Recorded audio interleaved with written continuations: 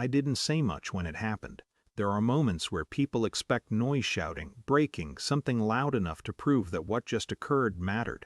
But when I opened that door and saw them, there was only a brief pause in my head. Not shock, not even anger, just a kind of internal misalignment, like something had shifted half an inch off where it belonged. She started yelling before I even spoke. "This is my life, I can do whatever I want." It wasn't defensive, it was almost rehearsed, like she had prepared for a different version of me. I remember looking at her, then at him, and realizing neither of them actually knew what I would do next. "All right," I said. That was it. I walked out without slamming the door, without asking questions, without giving them the reaction they were bracing for. At the time, I wasn't sure if that meant I was in control, or if I had just avoided something I didn't know how to face. The weeks after weren't dramatic. No long messages, no apologies, no late-night calls trying to rewrite what happened. Instead, things just shifted. People I used to see regularly became occasional names on my phone. Some stopped reaching out entirely, like they didn't want to pick a side or didn't know how. Others tried to act normal, but there was always a hesitation in conversation, like they were waiting for me to bring it up. I never did. Not because I had moved on, I hadn't, but because talking about it felt like stepping back into something I had already left. Work became easier to focus on than anything else, not because I loved it, but because it didn't ask questions. It didn't look at me differently. It didn't care. There were nights where I wondered if I had done it wrong, if walking away quietly meant I didn't value what we had enough to fight for it, if maybe anger would have been more honest. But every time I imagined going back to argue, to demand explanations, it felt like trying to force meaning out of something that had already shown me exactly what it was. Months passed. I heard about them without hearing about them. No one directly updated me, but their absence became noticeable in the spaces we used to share. Events where they should have been mentioned and weren't. It didn't feel like relief. Just distance. The invitation came on a Tuesday. Plain envelope, no handwritten note, just my name printed neatly, like I was on the list rather than in someone's memory. I stared at it longer than I expected to, not because I was hurt, but because I couldn't understand why. Why send it at all? It felt less like an invitation and more like a statement. This is happening. You can see it if you want. For a few days I left it unopened on the table.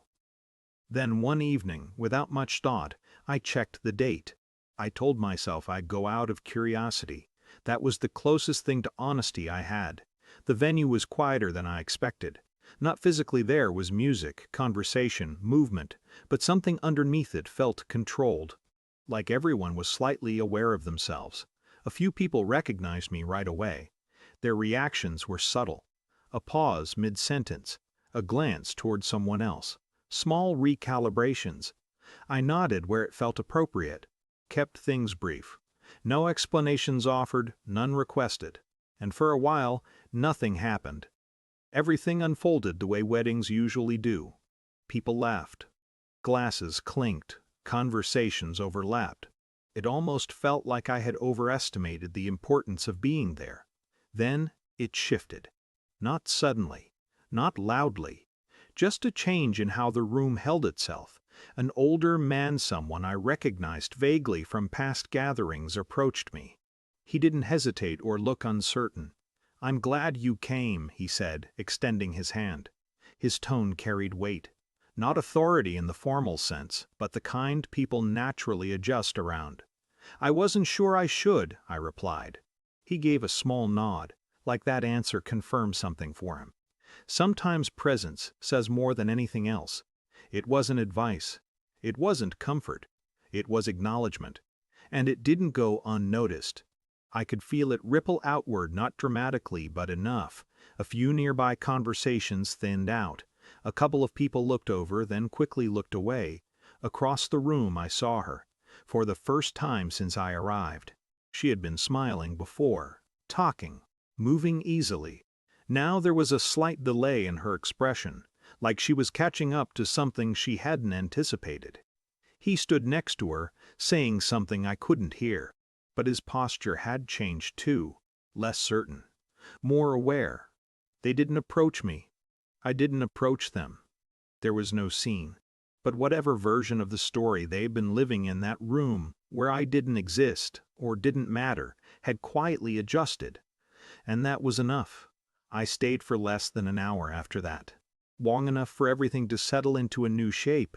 Then I left the same way I had a year ago, without announcement, without interruption. Outside, the air felt the same as when I arrived. No sudden clarity, no emotional release, just a steady realization. Closure wasn't something they could give me, not through apologies, not through invitations, not even through this. It had already happened. Not when I walked in.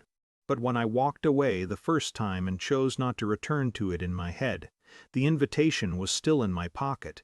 I didn't throw it away, but I stopped holding on to what it represented. And that made more difference than anything that had happened inside.